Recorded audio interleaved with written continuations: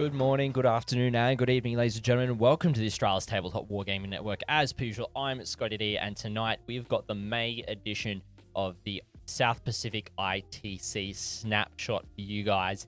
It's going to be awesome to look at how the rankings are developing so far, with about 3 or 4 months into the season so far. So really starting to get some high scores in the rankings, as well as also having discovered how the faction rankings are done. We've got some of those for you tonight. We're going to look at the tournaments that have occurred, as well as the top 3 players or the top 2 teams, what they were running in terms of armies and what the meta is looking like overall.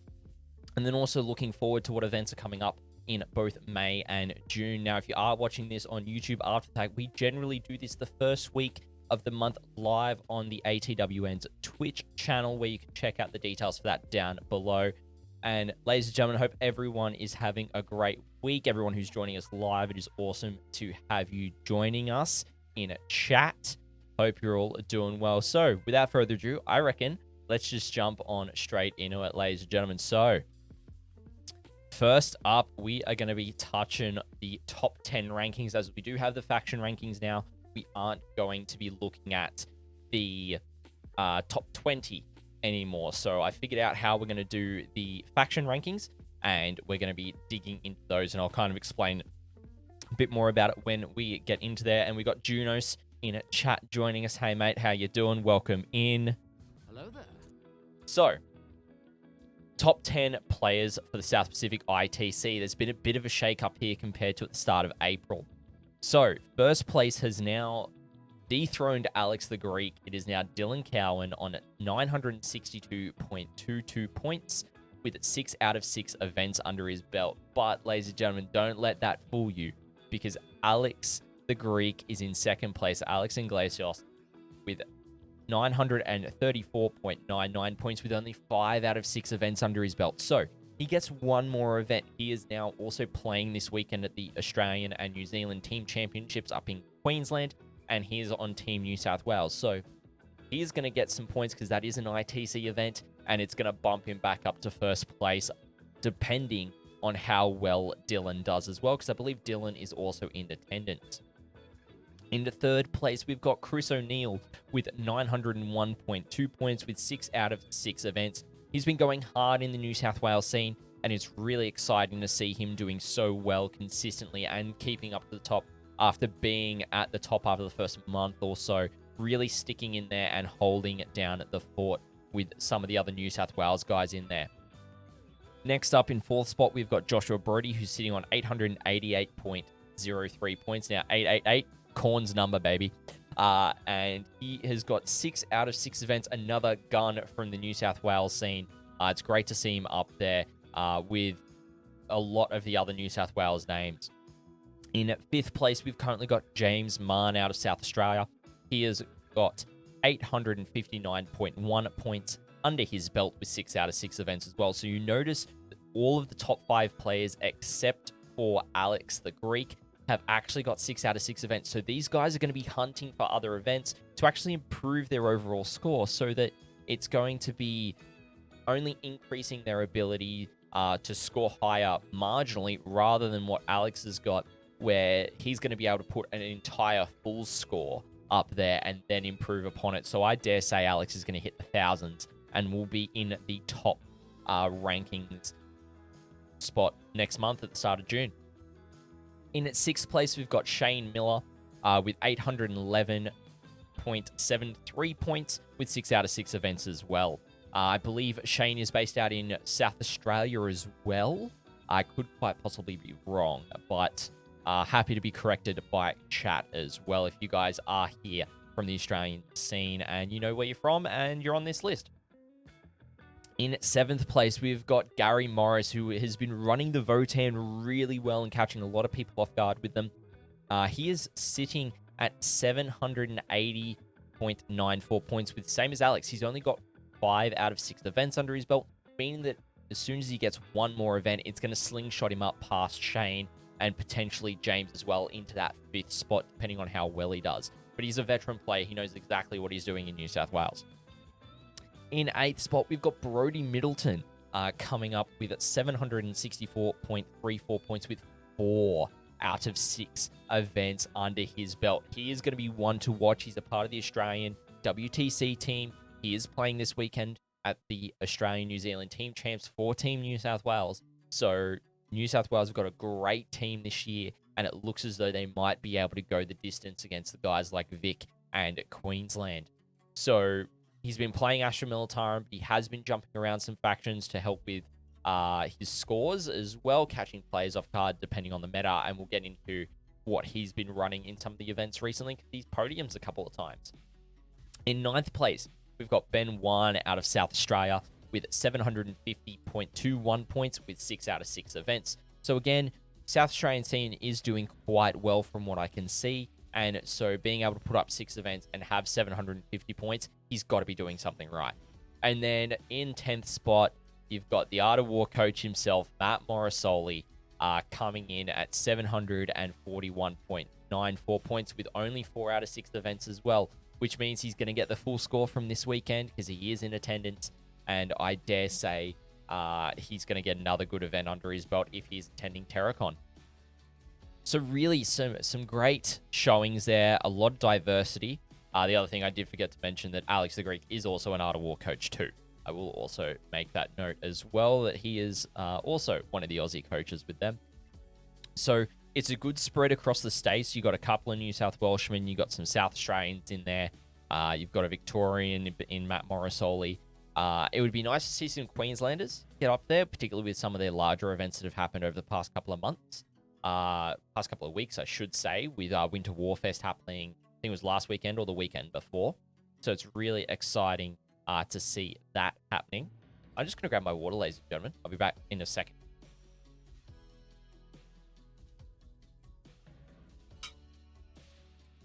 And of course, it's almost empty.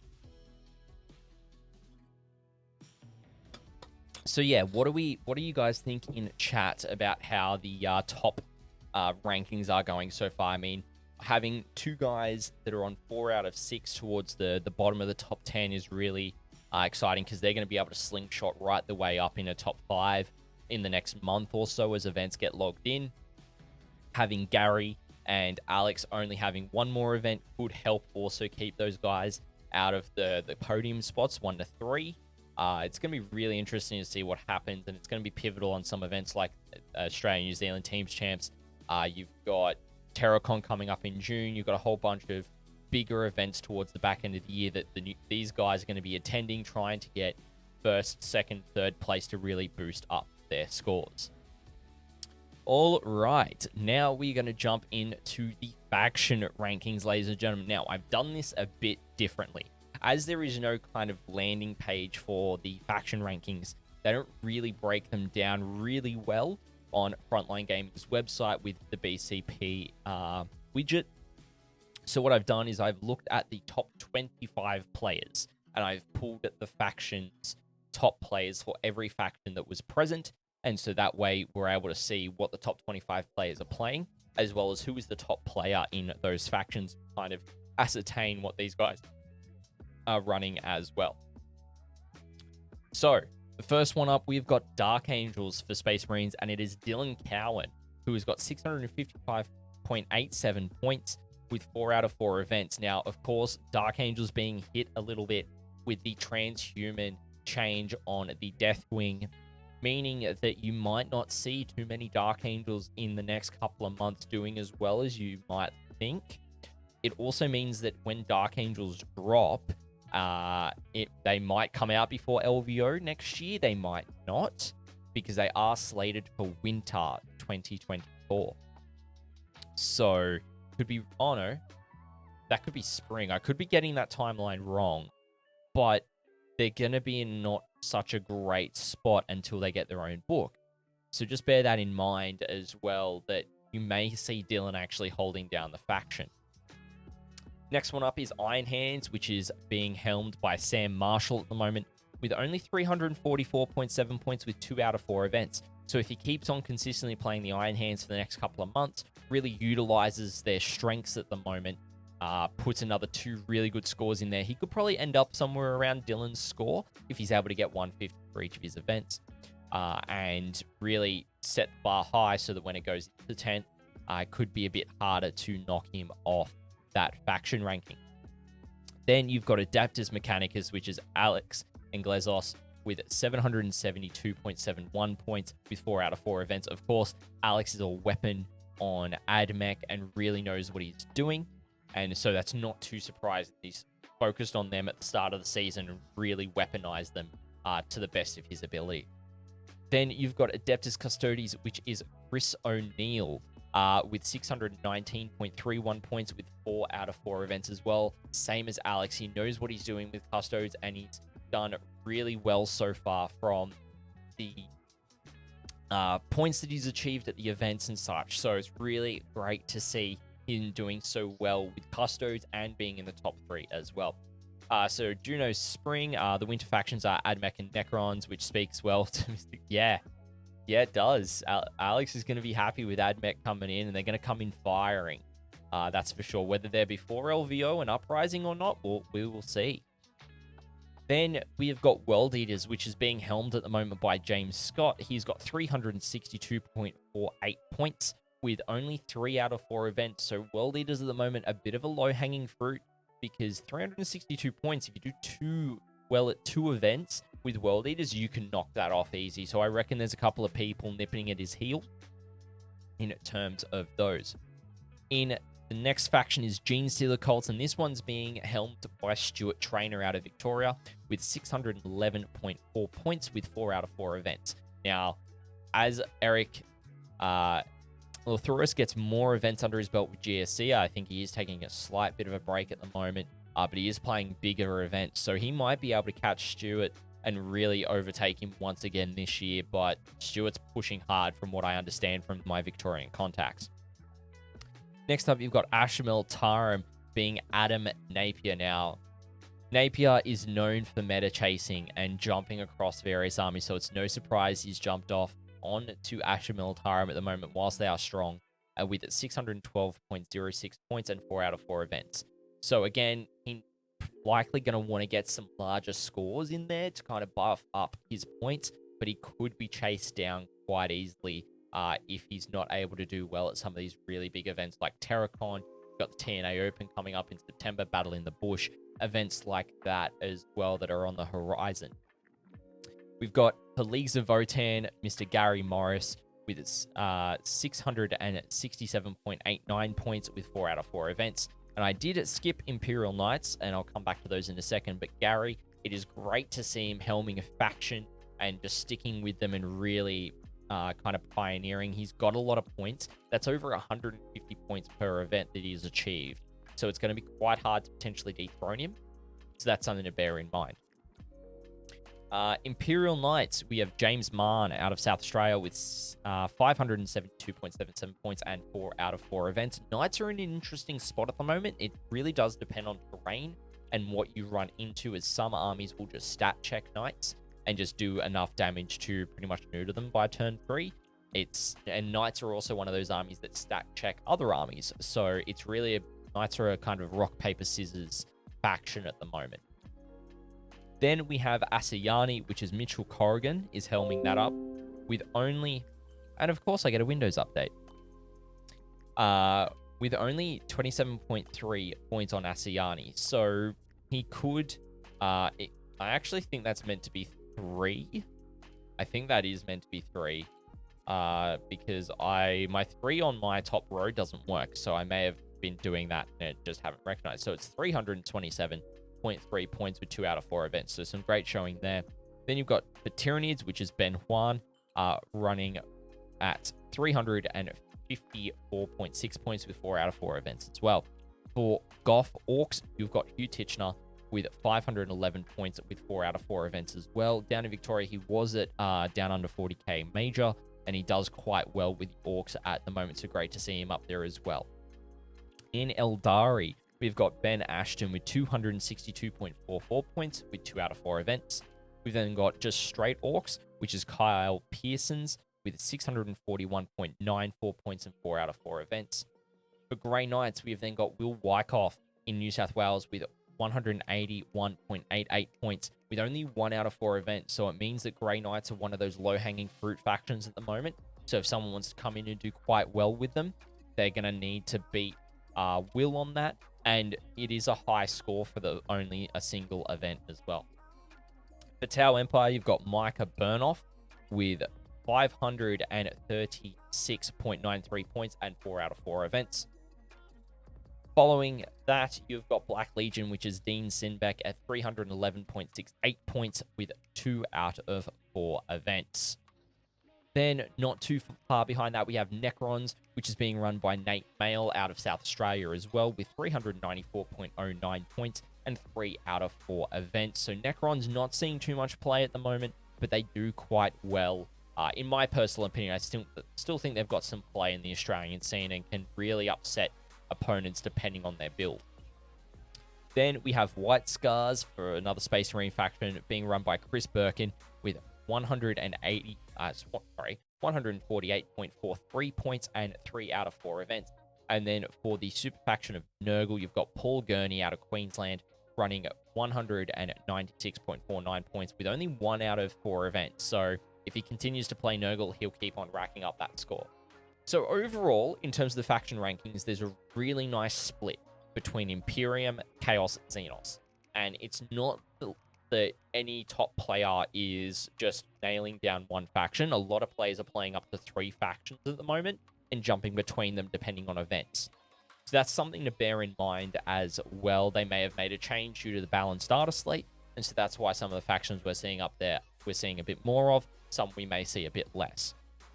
But in my opinion, I think that's a really good spread for the top factions present in the top 25 players. But I'd love to hear what your guys' thoughts are in chat at the minute.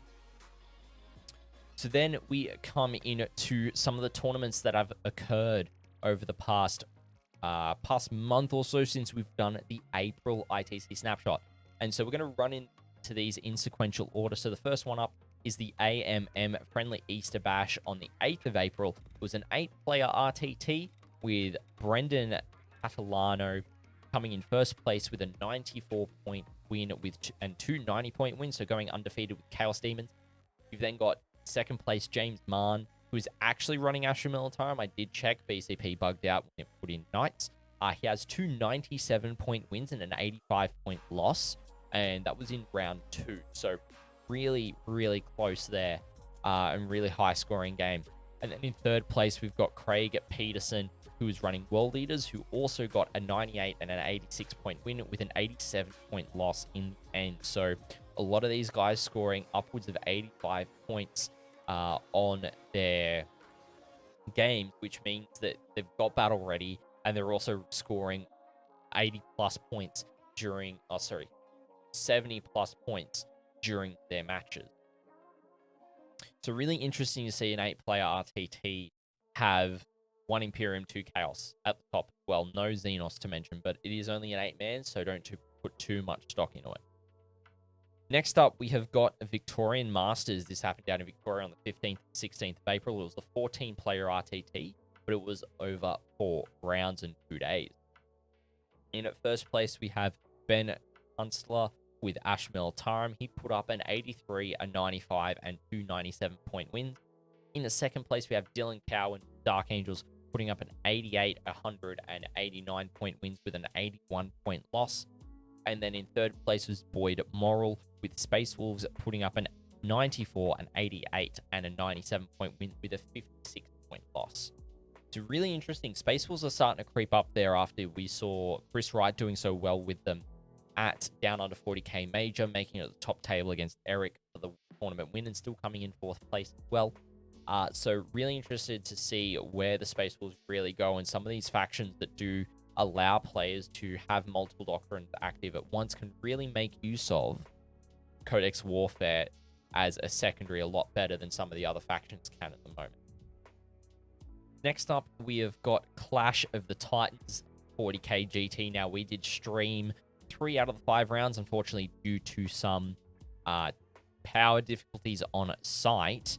We missed rounds 1 and rounds 3, but we did have rounds 2, 4, and 5, and those are being published on the YouTube this week. So all 3 rounds are actually up there on YouTube. So if you want to check them out, check out the tournament coverage playlist on our YouTube channel, and you can check those out as well. So in first place, we have Brody Middleton who was running Ashmel Tarm, and he put up undefeated 100, a 79, and 3 97-point wins. In second place, we had Hewitt Surly with Ashmel Tarm as well, putting up a 93 97s and an 81-point win with a 76-point loss. And then Eugene Orlov with Adeptus Custodes coming in with a 90, a 94, a 97, and a 98-point win and a 68-point loss. Now, that loss was on stream against Brody Middleton for the win of the tournament. So, really solid game to see Custodes doing relatively well against Ashmel Tarm at the moment. It's probably a good game to watch to see how Brody plays if you're wanting to learn from some of the top players in New South Wales. So really interesting to see that it was all Imperium at the top. And this was a 52-player GT, I will add as well. We have then got the Radicalism 2023 tournament. Now, this was a 95-player major that occurred on the 22nd and 23rd of April. And in first place, we have Mr. Matt Morrisoli playing Chaos Demons. He put up 5 wins and a draw. That's it. 5 wins and a draw, where he put up 2 100s, a 97, an 88, and a 78, and an 82. In second place, we have Stuart Traynor, who was running Gene Stealer Colts. He also got 4 wins and a draw, and he drew against Matt Morrisoli. So if Stuart's playing Gene Stealer Colts and he's able to keep Matt to a tie, I think he's gunning for Eric on this. He's gunning for Eric on Gene Stealer Colt. So Stuart was able to put in a 93, a 96, an 88, a 95, an 81-point wins with an 82-point draw. And then in third place, you got Jason Horn, who was running Tyranids. He suffered a 72-point loss for his first round, but won the other 5 rounds, doing an 100, a 97, a 92, a 96, and a 95-point win, showing that Tyranids are still an army to fear in the meta at the moment, particularly after some of the retractions from the balanced starter slate. Then next up, we come to a couple of team events, ladies and gentlemen. So we've got 2 South Australian team championships, one for the Acolyte and one for the Neophyte. Both of these did occur on the 22nd and 23rd of April. The first one is the Acolyte, which has 6 teams of 5 players. In first place, you have the Power Stances, who had 3 wins, 2 draws, and 0 losses. They had Adrian McCune with World Eaters, Ben Reggett on Ashmel Tarum, Jono Bishop with Tau Empire, Josh Engelke on Gene Stealer Colts, and Simon Vickers on Necron. So really diverse factions in the team, and some of the really strong and powerful ones with the Necrons in there to back them up as kind of that wild card to throw some people off there as well. In second place at the tournament, you had the ATC A team for South Australia, which had also 3 wins and 2 draws. Being run, Bradley MC was running Ashmel Time. Then you had Mark Karana running Orcs, Peter Hatcliffe with Gene Stealer Colts, Philip Wessels with Iron Hands, and Stephen McGregor on Adeptus Custody. So a bit more of a Xenos and Imperium mix on that team, more than any Chaos in there as well. So still really interesting to see that armies like Orcs and Necron still get some play in 5-man team events, rather than just being saved for 8-man teams, for example. I should have scrolled up a bit more so you could see it on screen. Sorry about that, ladies and gentlemen. So there it is. Then we come to the Neophyte teams, which was 4 teams, and of course, I've done it again, of 3 players. So in first place, you had the Iron Hills Guild, which had 2 wins and 1 draw.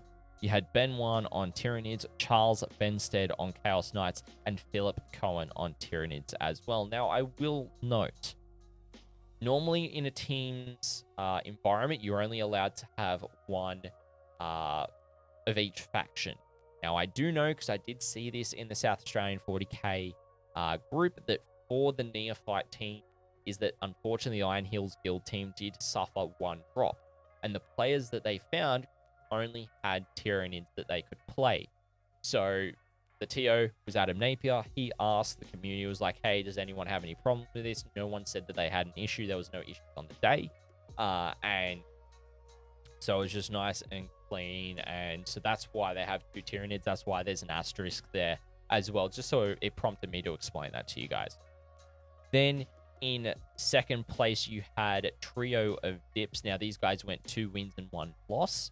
You had Marcus Butler on World Eaters, Ollie Crab on Orcs, and Sultan Fahiz on Iron Hand. So, again, an Orc, a World Eater, an Iron Hand player. Some of the, Orcs are really consistent at the moment. World Eaters are smashing people, and so are Iron Hand. So it's really great to see some variety in teams, but also seeing that some of the top factions are present too. Then the next singles event we have got is the Down Under 40K RTT in Sydney. It was 30 players at a new venue for them on the 22nd of April. Now, in first place, we had Brody Middleton again, but he was playing Asayani, running in with a 94, a 91, and a 96-point win at the event. In second place, you had Will Wyckoff running Tau Empire. He's back on the Tau, ladies and gentlemen. He was playing Grey Knights for a bit, as we could see in the faction rank, but now he's back on his Tau Empire. He was running with a 97, an 84, and an 89-point win in there. And then in third place, we had Alex and Glazos with Tyranids, 76, 83, and 82-point win. So it's interesting to see him swap on to Tyranids, but they could be one of the more struggling factions at the moment, and he could be trying to work out some tech to really catch out some people, which is really interesting. I could be doing some research for WTC and just trying to learn a bit more about some other factions at the moment as well. So then next up, we've got the Anzac Day Bash, which was on the 25th of April. This was the 10-man RTT, 10-player RTT, I should say. And in first place, we had Adam Napier running Ash Militarum. He put up an 80-point, an 88, and an 83-point win. In second place, we had Philip Cohen, who was running Tyranids, putting up an 83 and an 82-point win and a 69-point loss. And then in third place, we had Ben Reggett, who was also running Ash Militarum, running an 87 and 81-point win, and then a 49-point loss. So quite a significant loss there for both Philip and Ben on their games that they did lose, compared to Adam just consistently scoring 70-80s in there as well. And then the next up, we come to another teams event. This is the Squad Games tournament that happened down in Victoria on the 29th of April. It was 6 teams of 4 players. And the top 2 teams were actually made up of the participants from the Victorian, not WTC, sorry, ANZ Team Camps team that's happening this weekend. So in first place, you had Team Victoria 40K guys, which was the meta makers, shakers, and commentators. You know why it's commentators in a second. The team went 3-0. Adam Camilleri was on the team playing Ash Militarum. Dean Simbeck was playing Chaos Space Marines.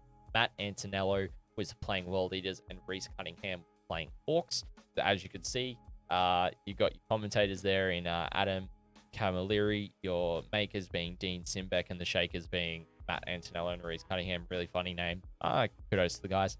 And then the second team was the Team Vic, Dockers, and Faction Hoppers. So kind of guess the drive behind this team. These guys went 2 wins and 1 loss.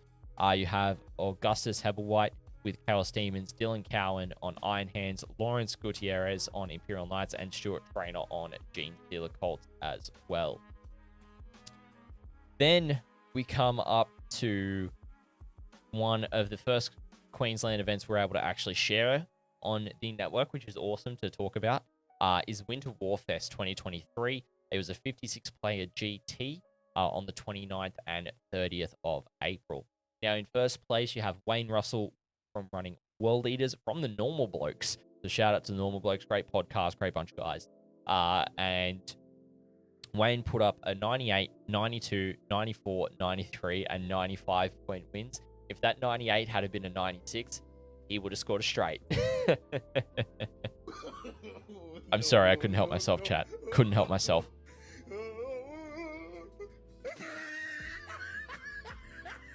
Had to go with a funny one there. Then in second place, you've got Paul Gurney from Ethos. He was running Nurgle, and he went undefeated as well. He put up an 87, a 93, 92, 93, and 81-point wins. So really solid scoring there. Just couldn't score as high as what Wayne did. Then in third place, you have Jacob Warren running Orcs, putting up 189, 289s, and 97-point wins with 185-point loss, which I dare say may have been against Wayne for the top table. Now, I want to give a shout out to one of the network's own, Mr. Sam Lemon. He actually placed 8th at the tournament as well. He was playing, so it was really good to see him up in the single digits, playing, I think it was playing Custodes. And so really good to see him jumping off the Drakari or the Nids and playing something a bit different. Really exciting to see for him.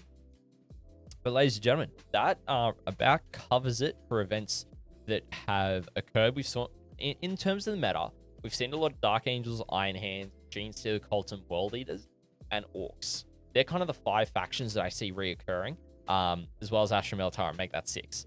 They're kind of the 6 factions that are just consistently in the top players at the minute. So if you're wanting to do quite well, those might be some of the factions you want to look at pivoting into and seeing how you go and what you are able to do. But now, ladies and gentlemen, before we get into the tournaments that are coming up, just want to do a bit of a plug for the ATWN. If you do enjoy the content here and you want to support us, feel free to go over to our Ko-Fi page, where you can support us from as little as $1 Australian a week. So if you're not living in Australia, say you're in the US, that's less than $1 a week to support the content we're creating over here. The chapter calls and we answer. Hunger Games, thank you so much for the follow. Welcome to the ATWN. And, you know, over there, we do have a whole bunch of merch as well. We've got ATWN objective markers that are being made at the moment. And you can, you know, if you want to order them, they're $50 and the profits go into supporting the content that we are creating, building more tournament coverage teams across the Southeastern region. And also, if you do want to keep up to date with the content we're creating, make sure you're following us on all the socials. We're on Facebook, Instagram, Twitter, TikTok, YouTube. And you can check out all the links. If you are watching this on YouTube after the stream, you can check them out all down below, or as well in the link tree that I've just put in chat as well. And also, any support you guys do give is always greatly appreciated, but never expected. All right, so with that out of the way, we're going to jump into the ITC tournaments that are coming up for where you can grab your juicy ITC points if you are hunting for them at the minute. So first up, we've got the Gladiator Gaming Doubles GT. This is in Loganholme, Queensland, this weekend at 6th and 7th of May. I believe it's already sold out, and it is running at the same time as the Australian-New Zealand Team Championships, and being run by the same guys, both at the same venue. So you've got also the ANZ Team Championships. There is, I think, 10 teams of 8 players with 2 New Zealand teams, 7 Australian teams, and the Queensland Merc team as well, just to make it even so there's no buy round, which is actually really awesome. Really awesome to see, you know, that the New Zealanders are coming across, bringing a North New Zealand and a South New Zealand team as well. Really exciting to see them coming across for it, and excited to see how they go against some of us guys, because they've got some really solid players. You've got Alex Taus, and you got Finn Decker in there as well, just to name a couple that I'm aware of.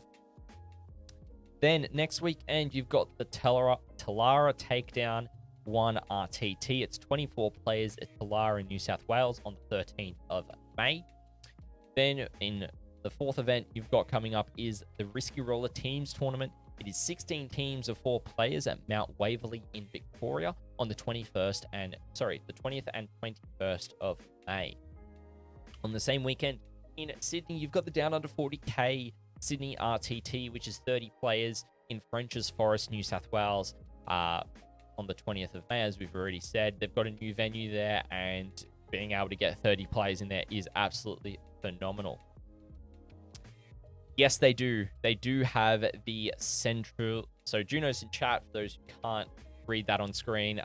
Just wondering, for curiosity, objective markers do have the central circle on them, so they'll be easy to use the new 10th ed objective rule. 100%, they do have that central circle in there, and Reese from the guys that I'm ordering it through have adjusted that to make sure it is an accurate 40mm circle as well, because my design was a little off, which is fine. but they fixed it up, which was awesome. Then on the same day, you've got the Game Centre Campbelltown Monthly RTT, which has got 20 players in Campbelltown, New South Wales. Then over in South Australia on the 21st of May, you've got both the South Australian 40K Circuit Acolyte and Neophyte RTTs. I believe the Acolyte is going to be 20 players, same as what the Neophyte is, but they didn't have the player numbers up for that one. So 20 players in there for the Neophyte. I'm going to assume it's 20 players for the Acolyte as well. Then you've got the Tabletop Con Major, 60 players in Southport, Queensland on the 27th and 28th of May. So it's great to see another major tournament happening in Queensland as well for players to get out to get some good, juicy ITC points and catch up to these New South Welshmen. You've then got on the 27th, 28th of May, the Combat Company GT, which is up to 26 players as well in Mortdale, New South Wales, so up in Sydney. Then on the 28th of May, so the Sunday, you've got the Yabby Culture Collab RTT, which is 20 players at St. Mary's in South Australia. On the 10th and 11th, so the Royal Birthday, well, technically King's Birthday Long Weekend now, I think is the name of it. On the King's Birthday Long Weekend, you've got the Terracon Major. These guys are shooting for 100 players once again at Inaracourt, South Australia.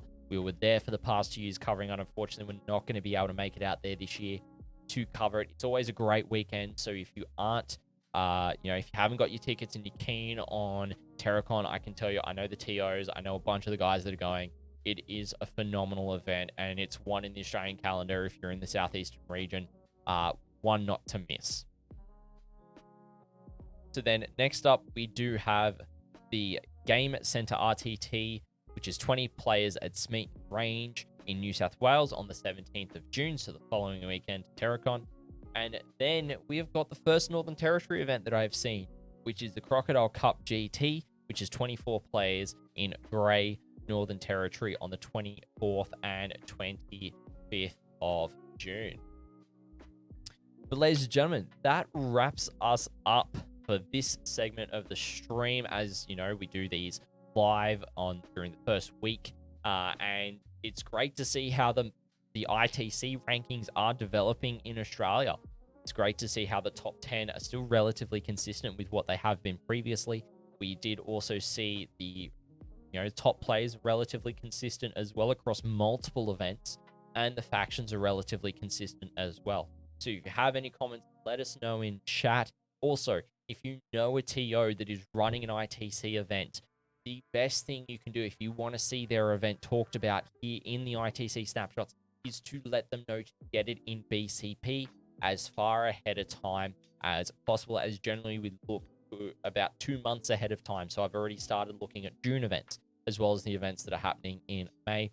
Now, I want to thank everyone in chat who has joined us live for this one. We're going to keep on going with some Friday hobbying, and for those of you watching on YouTube, you can always catch this live, generally either the Monday or the Friday night on 8:30 or 8 p.m. Australian Eastern Standard Time. Make sure you're following on our socials so you're able to see what is going on for the streams and the content, because it will be going out on YouTube the following Thursday. But ladies and gentlemen, thank you so much, and we hope you've enjoyed this ITC Snapshot.